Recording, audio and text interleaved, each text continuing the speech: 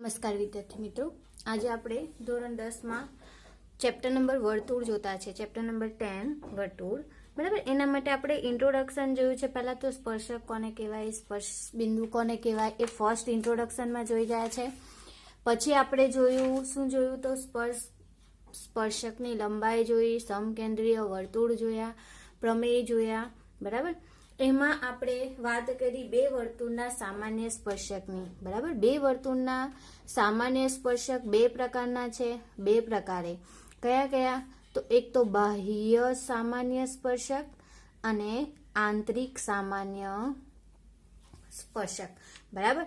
હવે વાત કરવાની છે આપણે બે વર્તુળના સ્પર્શ બિંદુએ સ્પર્શતા સ્પર્શકની, બરાબર. બે વર્તુળના સ્પર્શ બિંદુ સામાન્ય સ્પર્શક, બરાબર. તો મારી પાસે બે વર્તુળો કયા કયા છે? એક તો મારી પાસે એક આ વર્તુળ છે અને બીજું આ વર્તુળ લઈ લઉં મેં.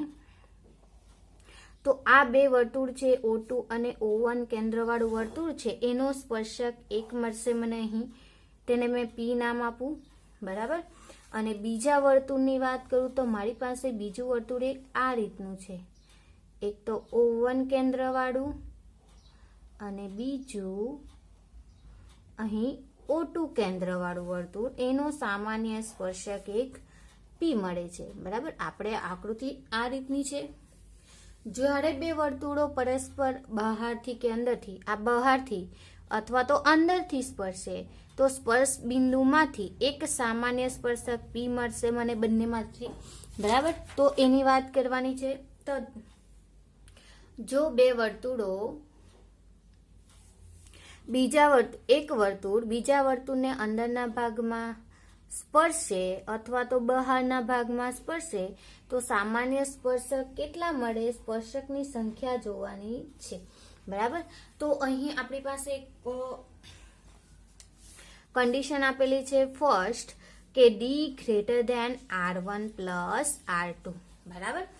D greater than R1 plus R2 એટલે કે ડિસ્ટન્સ છે તે R1 પ્લસ R2 કરતા વધારે હોય એવું ક્યારે શક્ય બને? તો બે વર્તુળો એકબીજાને છેદતા નથી. જો બે વર્તુળો એકબીજાને છેદતા નથી, આ મારી પાસે વર્તુળ છે, બરાબર. આ કેન્દ્રવાળું વર્તુળ છે. તો સામાન્ય સ્પર્શકની સંખ્યા કેટલી થશે? સામાન્ય સ્પર્શકની સંખ્યા કેટલી થશે, બરાબર. તો અહીં મને છે કન્ડિશન, તો મારી પાસે બે વર્તુળો છે તો મને કેટલી આ એક સ્પર્શક મળશે, બીજો કયો મળશે? આ સ્પર્શક મળશે, આપણે જોઈ ગયા તે, બરાબર. આ બાહ્ય થશે, બાહ્ય સામાન્ય સ્પર્શક. બીજો કયો થશે? તો આંતરિક સામાન્ય સ્પર્શક, બરાબર. એ જ રીતના જોઈએ તો અહીંથી મળશે મને આંતરિક સામાન્ય સ્પર્શક એટલે કેટલા મળશે? 1, 2, 3 અને 4. બાહ્ય અને આંતરિક બંને મળશે. ધેરફોર સામાન્ય સ્પર્શકની સંખ્યા કેટલી થશે? તો 4 થશે, બરાબર. એ જ રીતના મેં કહી શકું, બીજું કન્ડિશન લઈએ કે D is equal two R1 વત્તા R2, એટલે કે બે વર્તુળો એકબીજાને એક બિંદુમાં સ્પર્શે છે, બરાબર. એક જ બિંદુમાં સ્પર્શે છે એટલે કે આ એક સ્પર્શક મળશે મને. તેમાં R1 અને R2 નો સરવાળો આ બે ડિસ્ટન્સ જેટલો થશે. આપણે જોયું છે ડિસ્ટન્સ કોને કહેવાય? બે વર્તુળો વચ્ચે O કેન્દ્રવાળા R1 અને R2 ત્રિજ્યાવાળા વર્તુળો હોય એટલે કે સમકેન્દ્રીય વર્તુળો વચ્ચેનું અંતર આપણે કન્ડિશન જોઈ ગયા છે, બરાબર. તો R1 અને R2 વચ્ચે જો સરવાળો ડિસ્ટન્સ એટલે કે અંતર જેટલો થાય તો આપણને કેટલા સ્પર્શકો? આ તો મળશે જ, તેની સાથે પાછો એક આ સ્પર્શક મળશે, બાહ્ય સામાન્ય સ્પર્શક બી મળશે મને. ધેરફોર સામાન્ય સ્પર્શકની સંખ્યા અહીં કેટલી થશે? સામાન્ય સ્પર્શકની સંખ્યા કેટલી થવાની? 3 થવાની. 1, 2 અને 3.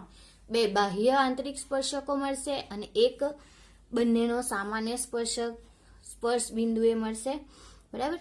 એ જ રીતે ત્રીજી કન્ડિશન લઈ લઉં કે R1 અને R2 નું ડિસ્ટન્સ ઓછું છે અંતર કરતા અને અંતરનું વેલ્યુ R1 અને R2 કરતા વધારે છે, બરાબર.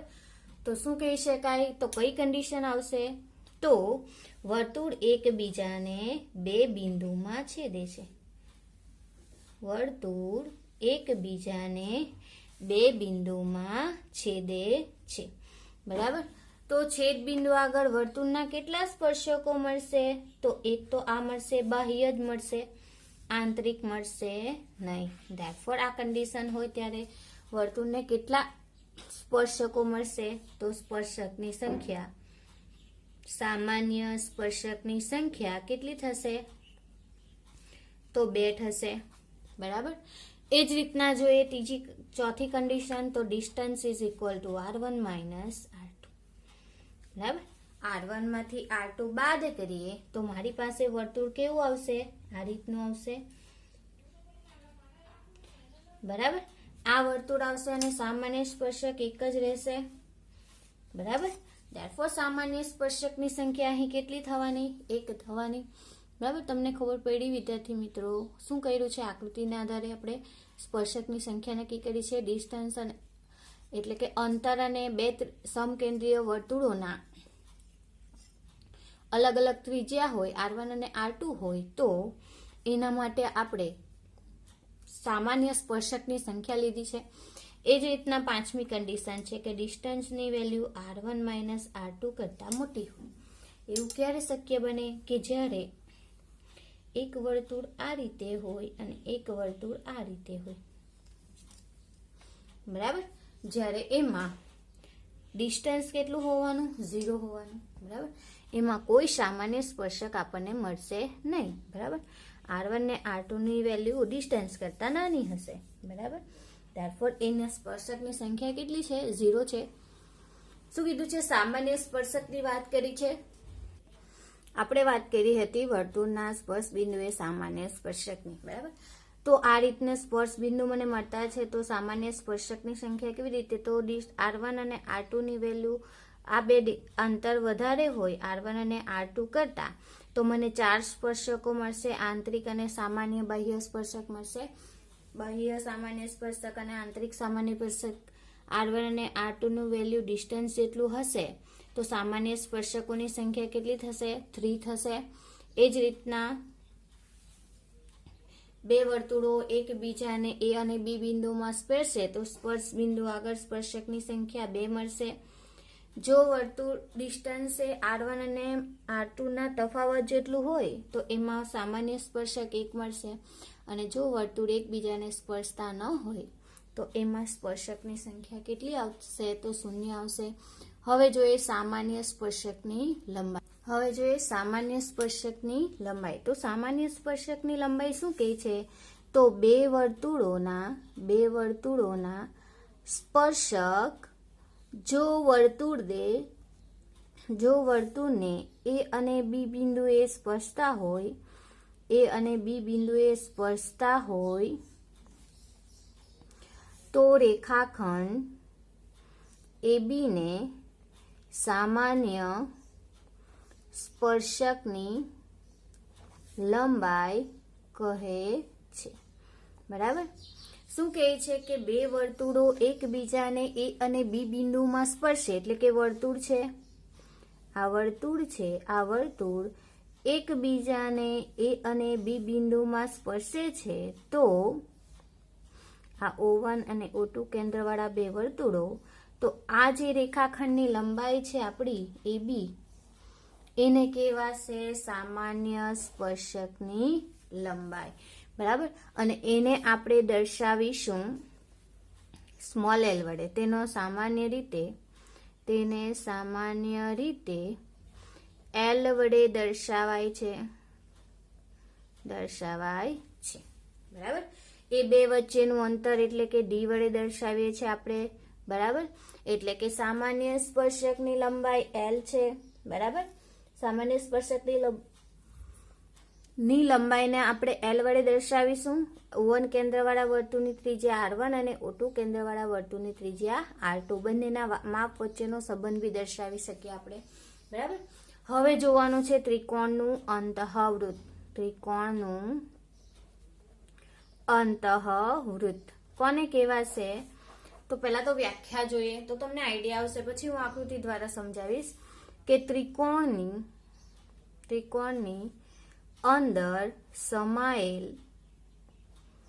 અને ત્રણેય ત્રિકોણની ત્રણેય બાજુઓના સ્પર્શતા વર્તુળને ત્રિકોણનું અંતઃવૃત્ત કહે છે. અંતઃવૃત્ત કહે છે. શું કહે છે? ત્રિકોણની અંદર સમાયેલ અને ત્રિકોણની ત્રણેય બાજુઓને સ્પર્શતા વર્તુળને ત્રિકોણનું અંતઃવૃત્ત કહે છે. મારી પાસે ત્રિકોણ આ રીતનો છે, બરાબર. હું દર્શાવું છું. મારી પાસે આ ત્રિકોણ છે અને નામ આપી દઉં તો મારી પાસે ABC ત્રિકોણ છે. આ ત્રિકોણમાં અને આ કાટકોણ ત્રિકોણ દર્શાવ્યો છે અને અહીંના ત્રિકોણના ત્રણેય બાજુઓને સ્પર્શતા આ જે બિંદુ આગળ સ્પર્શક મળશે આપણને, બરાબર. therefore આ ત્રિકોણની અંતઃકેન્દ્ર અને અંતઃત્રિજ્યા, બરાબર. ત્રિકોણના અંતઃવૃત્તની ત્રિજ્યા ને ત્રિકોણની અંતઃત્રિજ્યા અને ત્રિકોણના અંતઃવૃત્તની કેન્દ્રને અંતઃકેન્દ્ર કહે છે. વ્યાખ્યા VSQમાં જરૂરી છે. તો કહેવાય છે કે ત્રિકોણના અંતઃવૃત્તની ત્રિજ્યા ને અંતઃત્રિજ્યા અને અંતઃવૃત્તના કેન્દ્રને અંતઃકેન્દ્ર કહે છે. અંદરની ત્રિજ્યા છે ત્રિકોણની, તો અંતઃવૃત્ત આવશે અંદરની તરફ, એટલે અંતઃવૃત્તની ત્રિજ્યા હશે એને કહેવાશે અંતઃત્રિજ્યા અને અંતઃકેન્દ્રને અંતઃવૃત્તના કેન્દ્રને અંતઃકેન્દ્ર કહે છે, બરાબર. તો ત્રિકોણ ABC માં જો ખૂણો B = 90° હોય તો ત્રિકોણ ABC ની અંતઃત્રિજ્યા R = AB + BC - AC / 2. Most IMP છે VSQ માટે ખાસ જરૂરી છે. એક ક્વેશ્ચન પૂછાતો છે કે અંતઃત્રિજ્યા શોધો, તો એમાં AB અને AC એટલે કાટખૂણો બનાવતી બે બાજુઓનો સરવાળો કર્ણમાંથી બાદ કરી ભાગ્યા 2 કરશો તો એનું મળશે અંતઃત્રિજ્યા, બરાબર. હવે ત્રિકોણનું જો બીજી એક નોંધ છે, જો કોઈ ત્રિકોણની લંબાઈ A, B અને C હોય સ્મોલ b, તો તે ત્રિકોણનું ક્ષેત્રફળ ત્રિકોણની અંતઃત્રિજ્યા અને ત્રિકોણની અર્ધ પરિમિતિ વચ્ચેનો સંબંધ નીચે મુજબ છે, બરાબર. જો ત્રિકોણની બાજુઓ ABC હોય તો તેનું ત્રિકોણનું ક્ષેત્રફળ મને મળશે અહીં. તો શું મળશે? તો ત્રિકોણનું ક્ષેત્રફળ is equal to 1/2 R × S, બરાબર. R is equal to અંતઃત્રિજ્યા, એટલે કે અંતઃત્રિજ્યા એટલે કઈ આપણી? તો AB - BC - AC / 2. પછી S is equal to અર્ધ પરિમિતિ is equal to A + B + C / 2, બરાબર. યાદ રાખો, અર્ધ પરિમિતિ A + B + C / 2 અને અંતઃત્રિજ્યા B + BC - AC / 2A, બરાબર. આ રીતે મળશે મને. અને ત્રિકોણનું ક્ષેત્રફળ જો એ અર્ધ પરિમિતિ અને અંતઃ ત્રિજ્યા વચ્ચેનો સંબંધ સાબિત કરતું જો માંગ્યું હોય તો આપણને મળશે 1/2 r into s, 1/2 into r into s. બરાબર, ખબર પડી વિદ્યાર્થી મિત્રો? શું કીધું છે પહેલા તો સામાન્ય સ્પર્શકની લંબાઈ. તો બે વર્તુળોના સ્પર્શક જે બિંદુએ એ અને બી માં સ્પર્શતા હોય તો રેખાખંડ AB ને સામાન્ય સ્પર્શકની લંબાઈ કહે છે, એને L વડે દર્શાવે છે. પછી વાત કરી ત્રિકોણનું અંતઃવૃત્ત. ત્રિકોણનું અંતઃવૃત્ત કોને કહેવાય? તો ત્રિકોણની અંદર આવેલા ત્રિકોણની ત્રણેય બાજુઓને સ્પર્શતા વર્તુળને અંતઃવૃત્ત કહે છે. ત્રિકોણનું અંતઃવૃત્ત કહે છે. અને ત્રિકોણનું અંતઃવૃત્તની ત્રિજ્યાને અંતઃત્રિજ્યા અને ત્રિકોણના અંતઃવૃત્તના કેન્દ્રને અંતઃકેન્દ્ર કહેવાય છે. જો ત્રિકોણ ABC માં ખૂણો B90 નો હોય, જો ત્રિકોણ ABC માં અથવા તો કાટકોણ ત્રિકોણ ABC માં ખૂણો B = 90 હોય તો ત્રિકોણ ABC ની અંતઃત્રિજ્યા આપણી R = AB + BC - AC/2. એટલે કર્ણને કાટખૂણો બનાવતી બે બાજુઓનો સરવાળો કર્ણમાંથી બાદ કરી ભાગ્યા 2 ના સ્વરૂપમાં આપણને મળશે.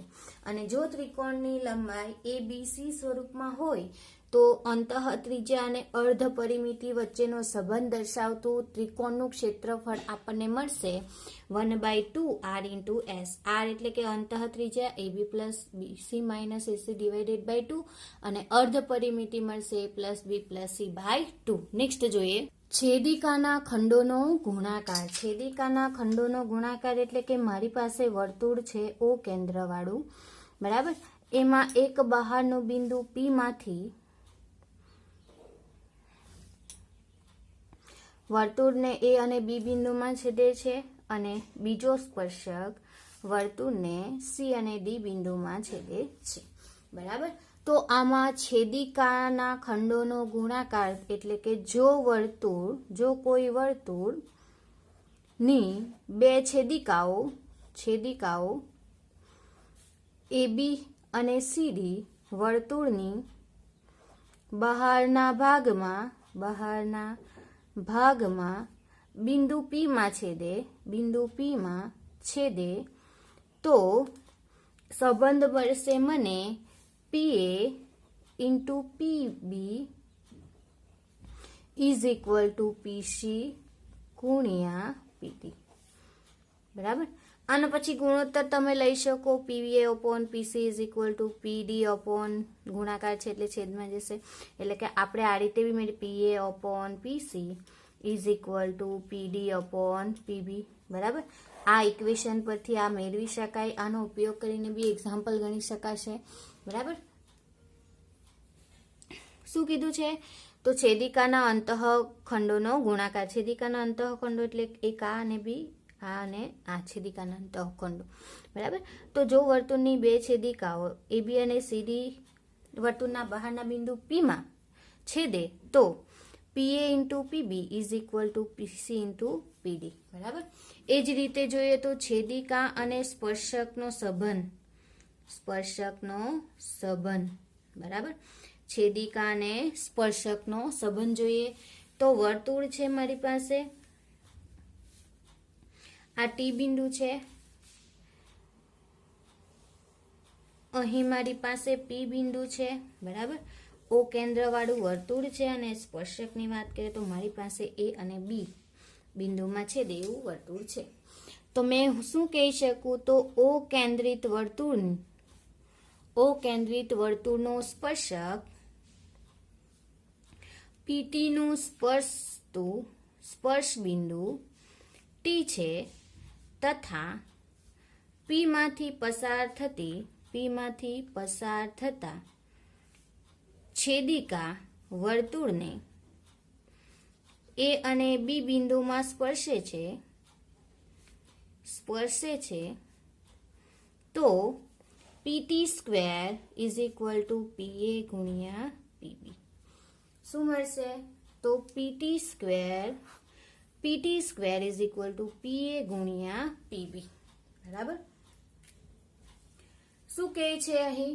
તો આપણને એવું કહે છે કે છેદિકાના અંતઃખંડોનો ગુણાકાર આપણને મળશે PA into PB is equal two PC into PD, અને છેદિકા અને સ્પર્શક વચ્ચેનો સંબંધ જોઈએ તો PT સ્ક્વેર સ્પર્શકનો વર્ગ is equal to PA into પીબીનો ગુણાકાર થશે, બરાબર. તો ઓ કેન્દ્રિત વર્તુળનો સ્પર્શક PT સ્પર્શ બિંદુ T છે તથા P માંથી પસાર થતી છેદિકા વર્તુળને અને બી બિંદુમાં સ્પર્શે તો મને મળશે equation PT square is equal to PA square into PB, બરાબર. PT square is equal to PA ગુણ્યા પીબી, બરાબર. આ થોડુંક યાદ રાખવાનું છે, આ VSQ માટે જરૂરી છે, બરાબર. હવે આપણે નેક્સ્ટ ટોપિકમાં એક્ઝામ્પલ જોઈશું. Thank you.